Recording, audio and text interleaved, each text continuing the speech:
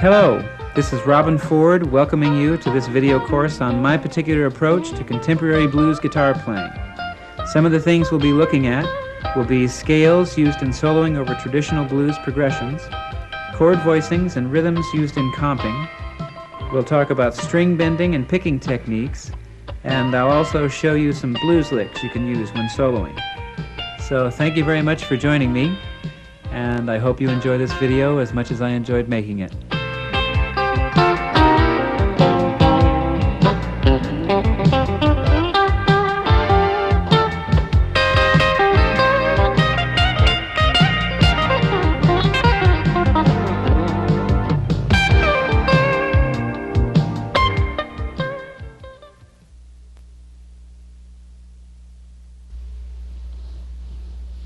The first scale that we're going to learn here is the G minor pentatonic scale.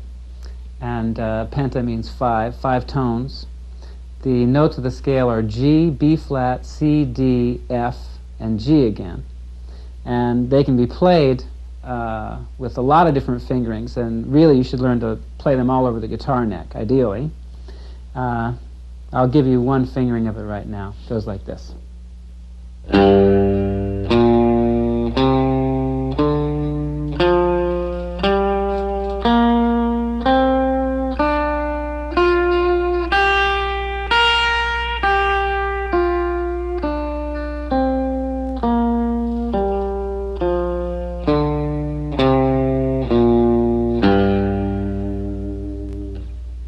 Now, I'll play one more fingering for you. Again, there are a lot of different places you can go with this, but here's one more.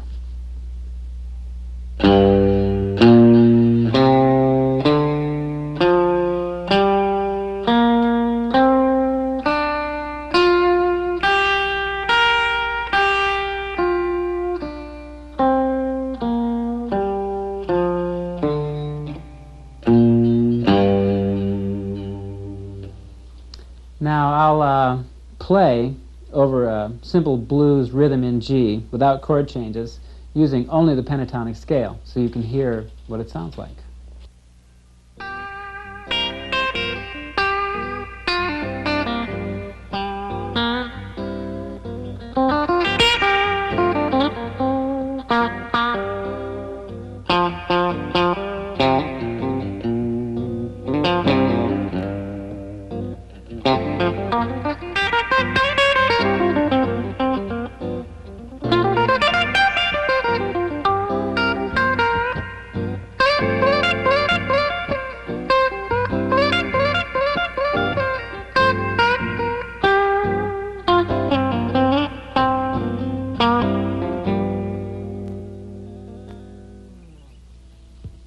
So you can hear that you can get an awful lot of music out of just those 5 notes.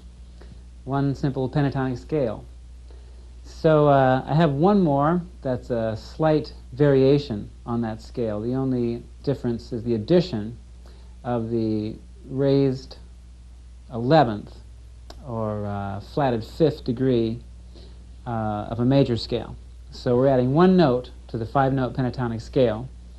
That note would be, in this case, D flat. So the scale would go like this.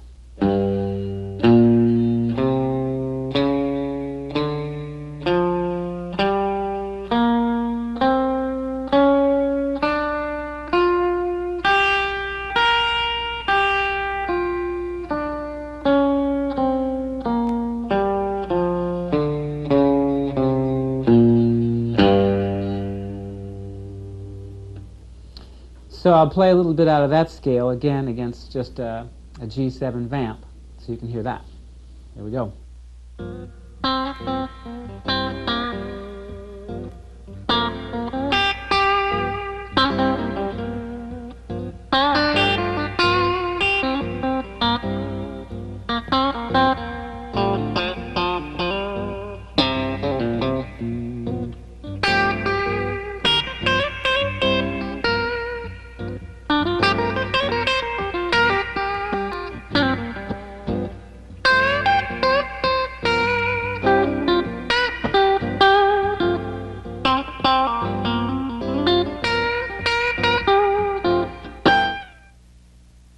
So the third scale that we're going to learn here is, again, a slight variation on the pentatonic scale in that rather than using an F natural, we're going to replace it with an E natural. So you still have 5 notes, but an E natural instead of the F. And that scale sounds like this.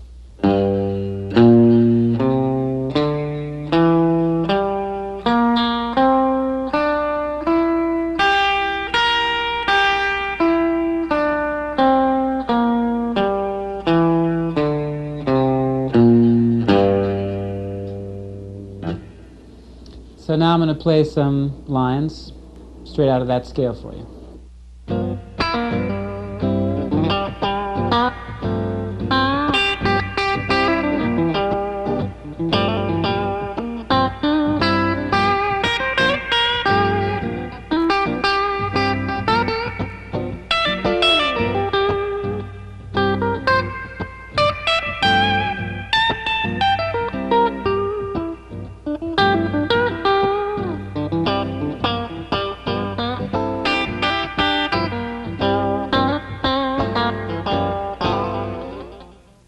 Now there's a quality about this particular scale that I've always liked a lot, and that there's a certain brightness in it, a certain upness in using that E instead of the F. So it's got a little sweeter sound.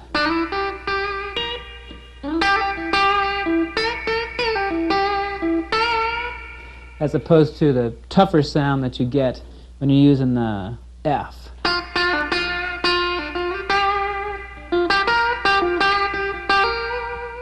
It's a little bit more cheerful or something.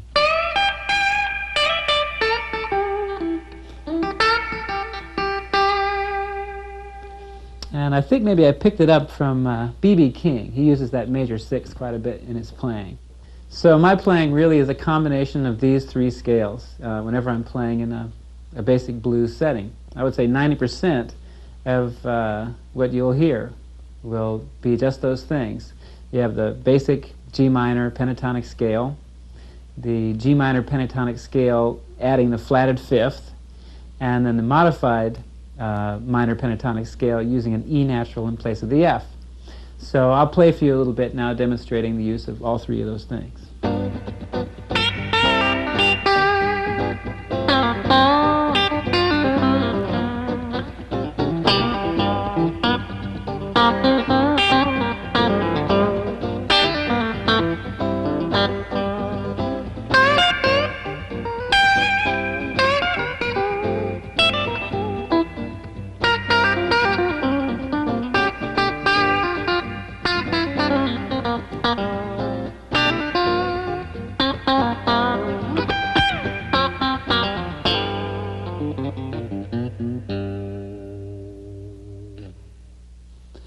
Now, so far, we've only played these scales against a G7 chord. But now we're going to play them against all 3 chords of the blues progression, key of G, and again, the basis of it is the G minor pentatonic scale. But it's interesting to note that these same notes have a different quality when played against the other 2 chords in the progression. So I'm going to show you what those notes are against the C and the D chords and how they sound and their function. So first we have the G7. The G is the tonic note. B flat is the minor 3rd. C is the 4th. D is the 5th. F is the 7th. And G is the tonic. Now when played against the C7, these notes have a different quality and actually have different. They come from different points in the scale. So the G is the 5th degree of a C, B flat is the 7th, C is the tonic, D is the 9th, F is the 4th, G is the 5th. Now against the D7 chord, G becomes the 4th, B flat becomes the raised 5th, C becomes the 7th, D becomes the tonic, F becomes the raised 9th, and G is the 4th. So that should give you some idea theoretically how these notes work against the chords, but more importantly is they just happen to sound good. and that's why people play them. So we're going to play for you now with a full rhythm section, and we'll be changing the key to B flat, and I'm going to demonstrate how all these notes, basically it'll just be me playing the way I play, combining all those three things together with the band behind. So here we go.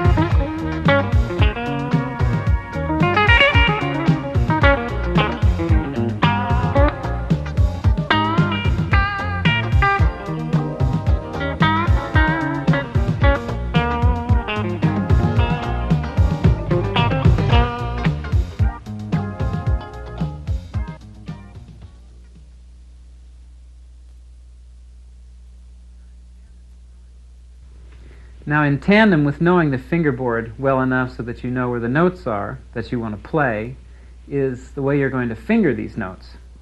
And I've developed a fingering technique that changes up here and there, but basically comes down to the use of almost just two fingers.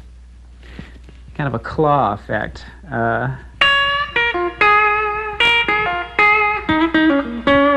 I'm using my first finger and my little finger, which is being reinforced by the third finger. And I think this finger comes in to strengthen it a little bit as well, but primarily these two fingers are sort of webbed together, and the pressure going on the pinky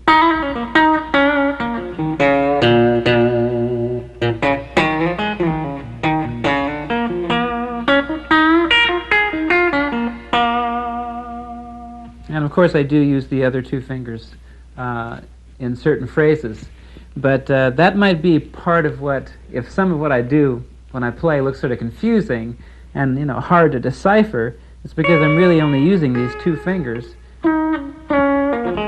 and jumping around the guitar.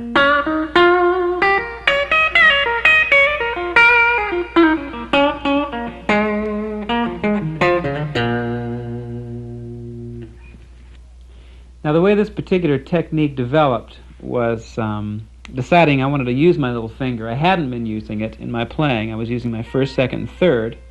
So I found it to be very weak when I started working with it. So the third finger I started using to support the little finger, give it a little more pressure, a little more strength. And in fact, the second finger actually adds to it, and I guess even at times the first finger sort of helps to apply some pressure to it. So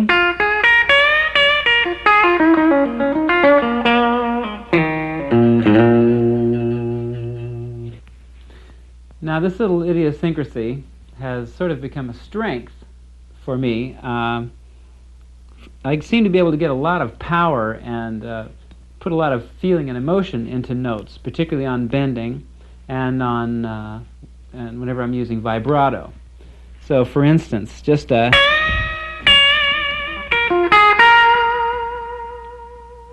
there's like a lot of pressure that I can apply to these notes and just get a lot of good energy out of them.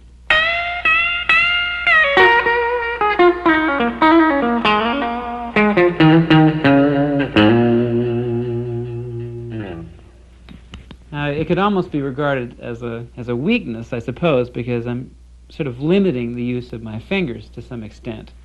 In other kinds of playing, you do have to sort of stretch out. You do exercises to make sure you're using all of your fingers. But nonetheless, this has become a real powerful source of energy and emotion for me in terms of blues playing in particular.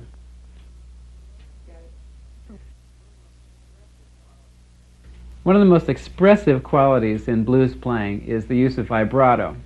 And there are a lot of different styles, different ways of playing vibrato. B.B. King has his style, Albert Collins has his style, Albert King. All the blues players have their own particular style of playing, and it actually is a real definitive part of their playing. You can really tell them apart from each other, largely by their use of vibrato. I'll show you a couple of particular types that have popped up in my playing. First of all, as opposed to bending a note, holding it and putting a vibrato on it, I'm a lot more likely to play a line, land on my little finger, and actually push the string down, which I think is somewhat unusual. I may have picked it up from Albert Collins, who he doesn't use vibrato very much, bending a note and then playing it, but he hits this one note a lot. In fact, it's like 90% of Albert Collins' guitar solos is hitting that one note and putting that kind of vibrato on it. I think he uses his third finger to do it. But it feels real good to me, partially because I have a lot of strength on this little finger.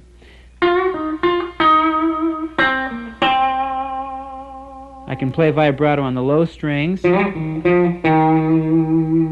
though they're pretty thick.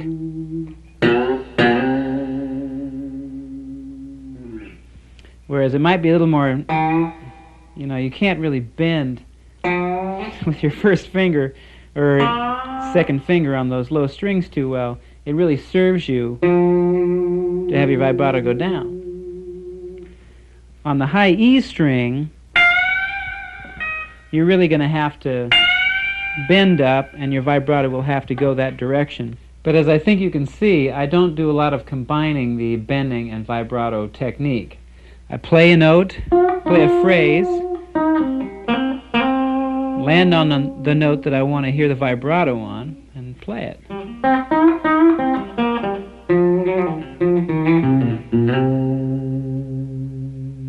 Now this actually turns up to be a lot of sort of jumping around the guitar again, as we were talking about earlier.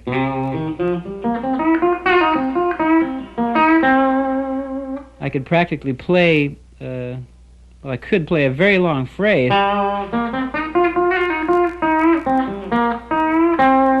using almost just that one finger.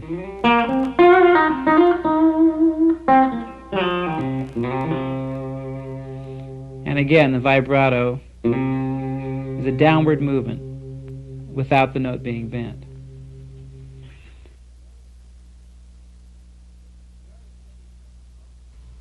The art of bending notes is also a very important ingredient in the blues style of playing. The notes can be bent a lot of different intervals. You can bend them a whole step, step and a half, 2 whole steps, and I think Albert King is even known for bending an entire fourth. It's a real emotive thing. I can just play a few bends here for you just to illustrate that point.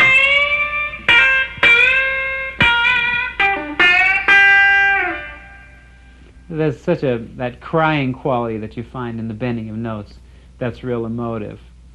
The pentatonic scale, really, you can bend any one of those notes up to the next one.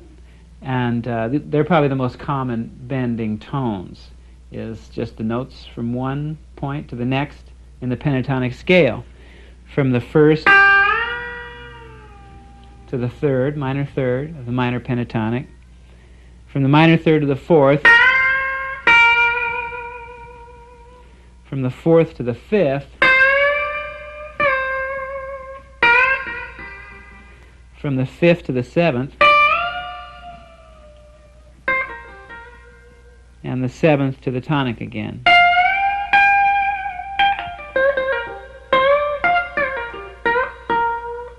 Now all of those examples came straight out of the G minor pentatonic scale, and again, they are the most common ones used. But we also have bends that we can use from the other two scales that we talked about. The first being the G minor pentatonic with the addition of the flatted fifth. So there's that bend, which is a half step. All the other ones we had either a whole step or a minor third. This is our first half step we've played. And there's also the other scale, which replaced the seventh with the major sixth, or the E, in place of the F. You can bend from D up to E.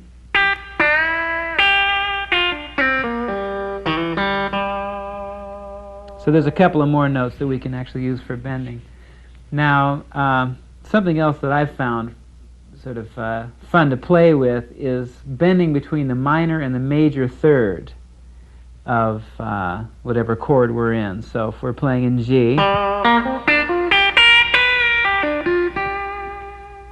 so we're bending between, which is the major third and the minor third.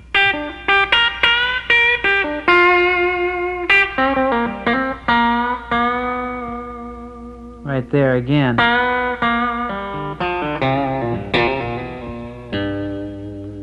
I like that sound. I think I picked it up from Miles Davis. He did a lot of that, playing off major third, minor third, and a lot of chromatics in his playing.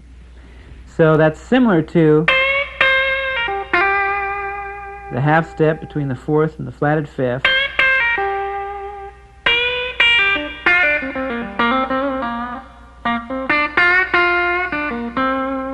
You can also do it between the F and a half step up from there, particularly on the 5 chord, the D7.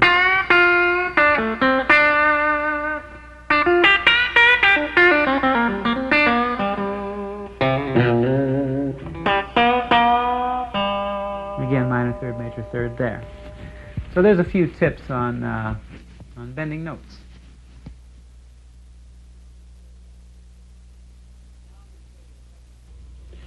Now I'm going to show you a couple of licks that you can play on the first 4 bars of a 12-bar blues progression.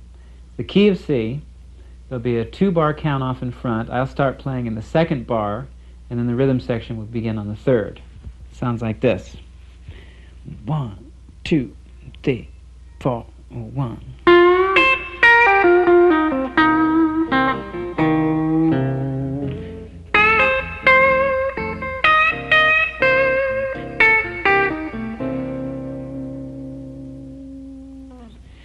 Now the first lick was based on that pentatonic scale which included the flatted fifth, and the second one that I played was the pentatonic scale which, instead of using the 7th degree, used the 6th degree.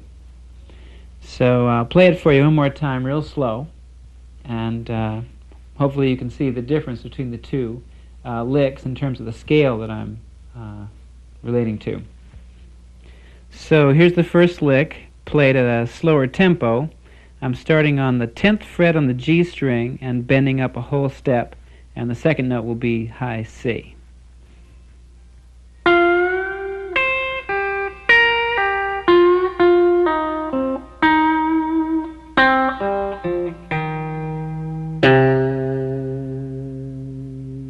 One more time.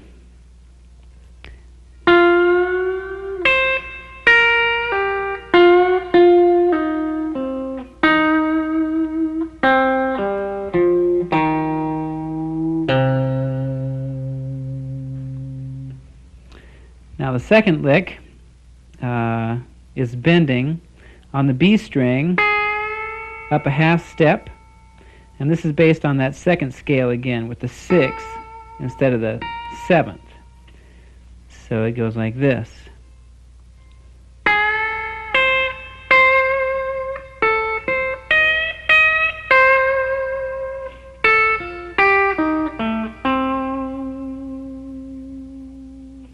I hope you can hear that quality in there.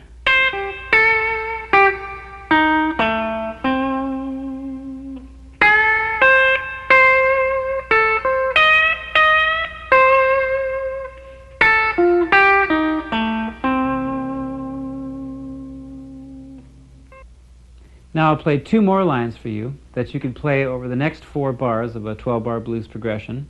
The first chord here is going to be an F, as we're playing, basically we're working on a 12-bar blues form in the key of C. This is the 5th bar of that progression. So it goes like this. 1, 2, 3.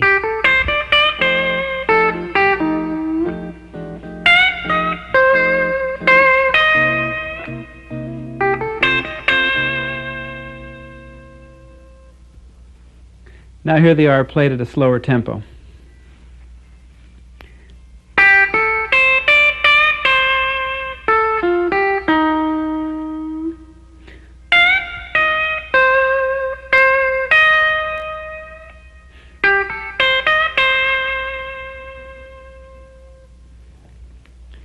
Now we'll move to the last 4 bars of the same progression, and the first chord will be a G, then it'll move down to F, and then back to C.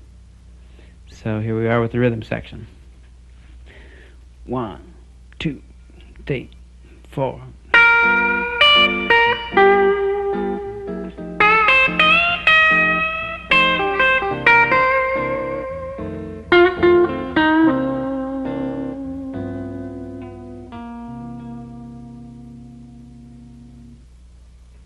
Here it is slow.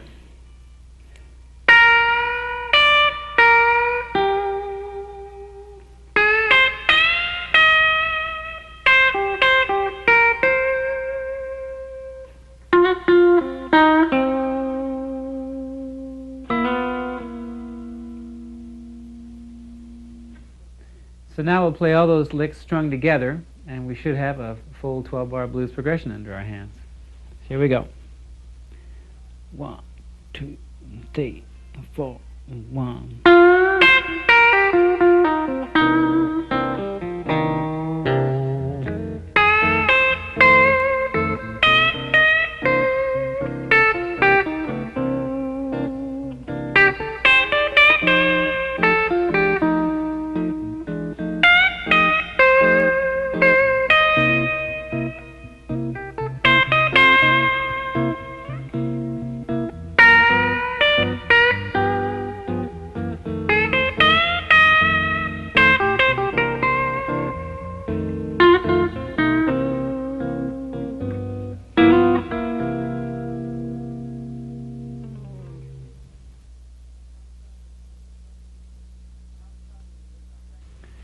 Now let's talk a little bit about right-hand technique.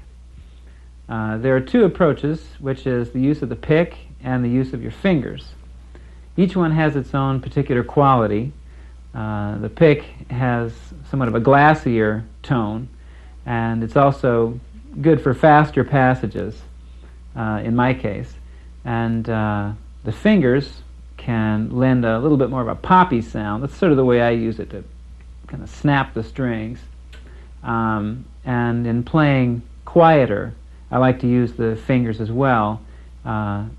Just kind of gives me a little more contact with the instrument and a little bit more control of the tone. Now I use a triangular pick, usually heavy or extra heavy, and I tend to use the butt end of the pick to play as opposed to the point. So I hold it in this fashion and play with the rounded end here.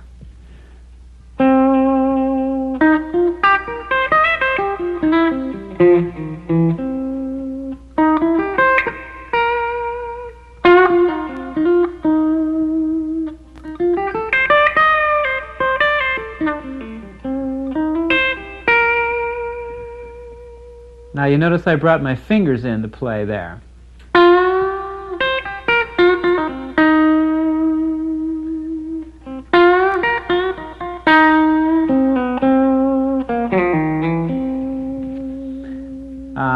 Sometimes I'll play holding the pick in this way and go ahead and use both at the same time.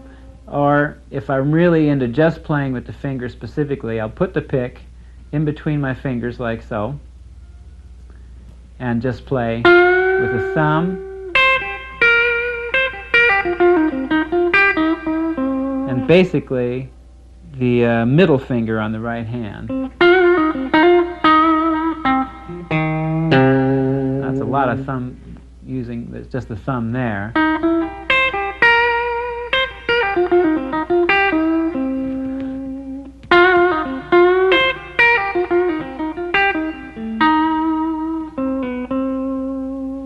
The technique basically comes from just using whichever finger is the most convenient to get the string that I need.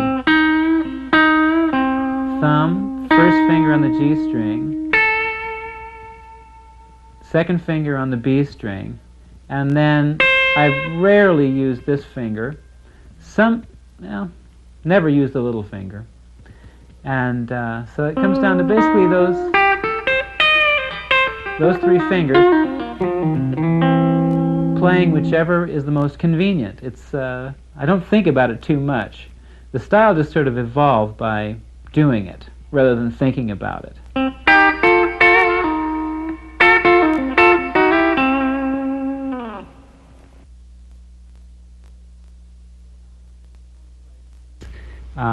I want to play kind of some slow-mo blues here for you, so you can see and hear some phrases at a nice pace, and you might be able to pick a few of them up from the tape. So here's some 12-bar blues, key of C. Here we go. 1, 2, 3.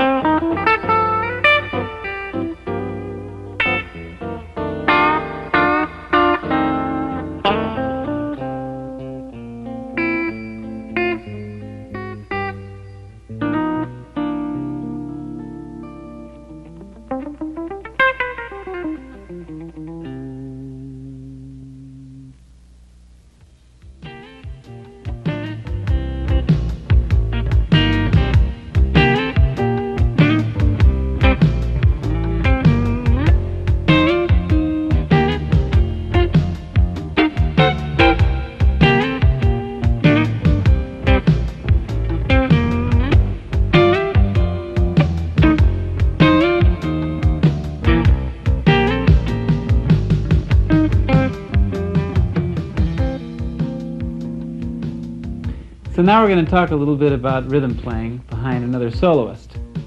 And there's a few things that I want you to learn. There'll be a few chords that will reappear, and voicings that even look alike that when moved to another relationship to the chord that we're going to sound a little bit different. So first of all, I want you to learn this little series. It's basically a C scale, which is the key that we're in, harmonized in sixths, and that means that the notes are in intervals a sixth apart from each other. So I'll play the scale for you now. First, just one note at a time. It goes C, D, E, F, G, A, B flat, C. Now here's that scale played harmonized in sixths. We have an E on the D string, C on the B string, and we'll continue to harmonize them up the scale. So here it goes.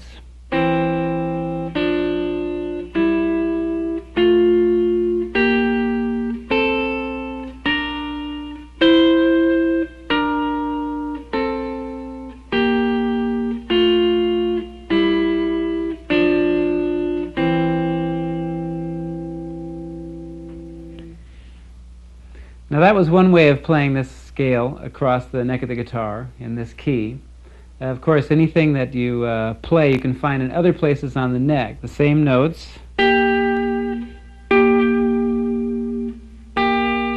be played in different places on the guitar, so you should look around, find these all over the neck as much as possible.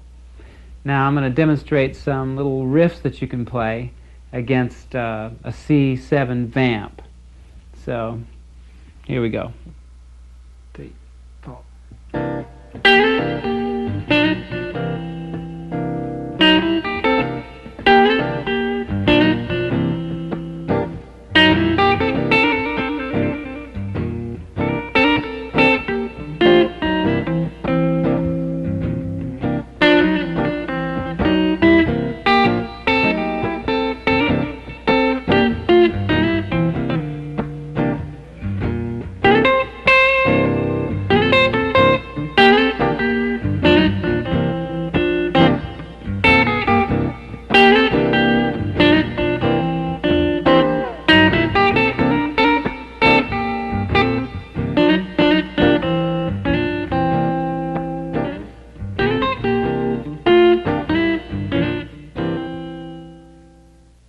So there's some comping against just C7 chord.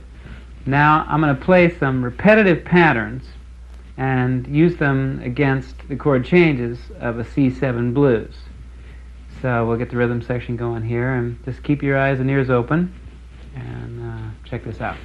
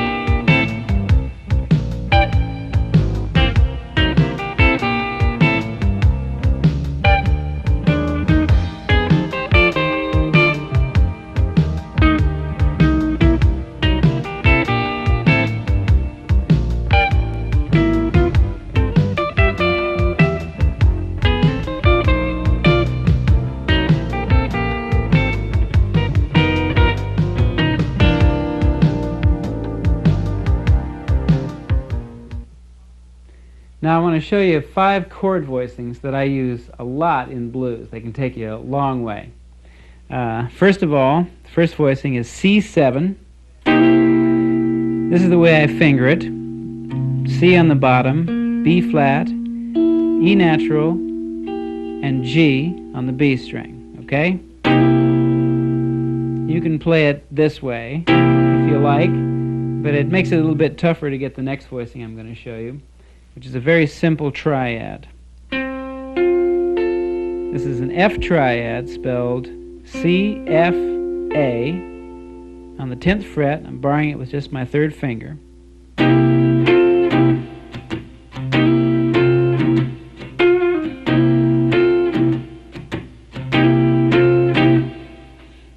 Okay, the next chord voicing is a somewhat more sophisticated chord voicing in that it contains 13th, which is actually the 6th degree of the scale, key of C, but because it appears above the root, 13th away, 13 scale points away, it's called a 13 chord.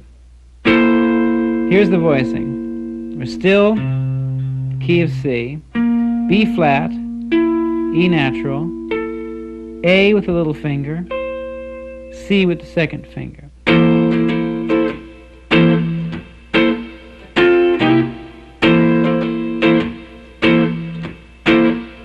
Now the next 2 voicings are both F9 voicings, but the 2nd doesn't contain the 3rd. Now the first one does, and it looks like this. There's an A natural on the A string, E flat, G, C.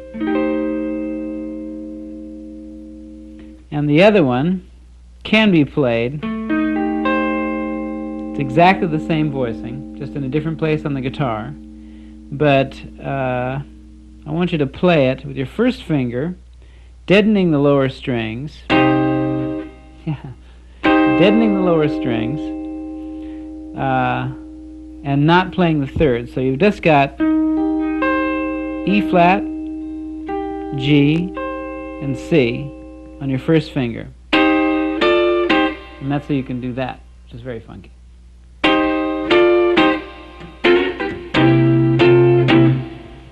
So again, the voicings, C7, F, C13, F9, and F9 without the 3rd. So, now we're going to play through a 12-bar blues progression, and you'll see me utilizing these chords and playing them in somewhat repetitive rhythm patterns, which is great. The blues is a somewhat simple and a repetitive form of music, which is really one of its strengths. So particularly in comping, you can play the same rhythm and almost the same chord voicings, and it gives the whole thing some drive. So we'll get the band going here, and I'll play some examples of that for you. So here we go.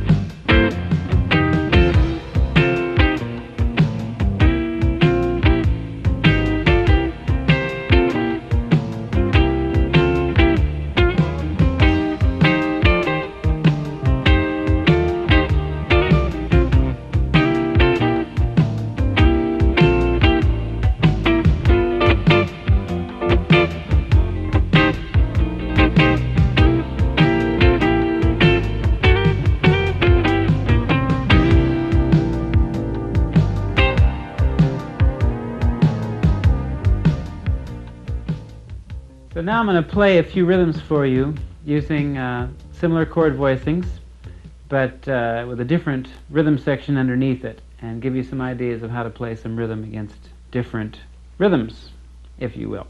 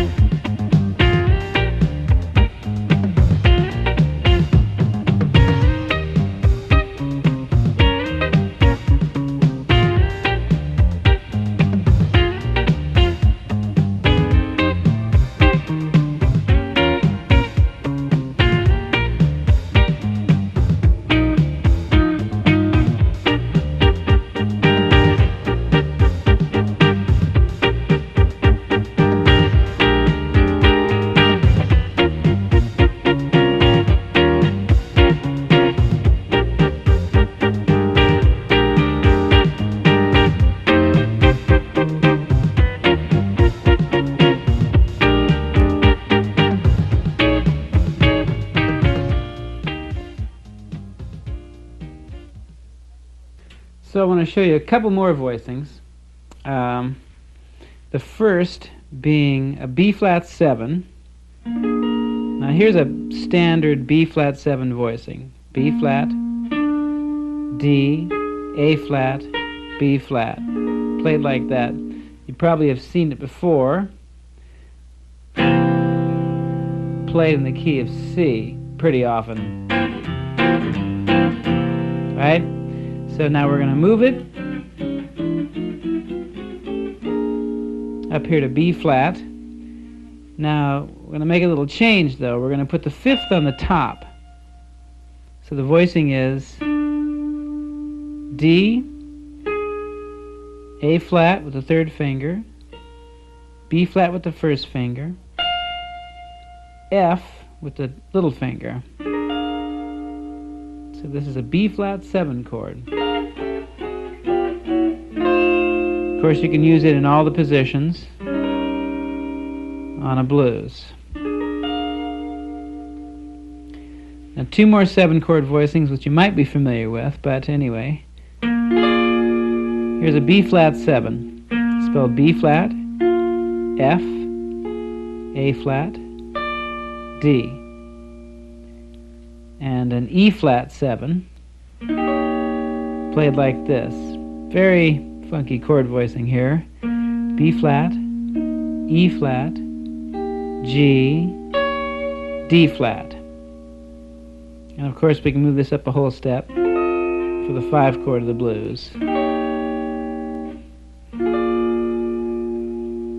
So I'm going to give you a couple more rhythms now using those particular voicings, and also at least one of the voicings that I gave you before.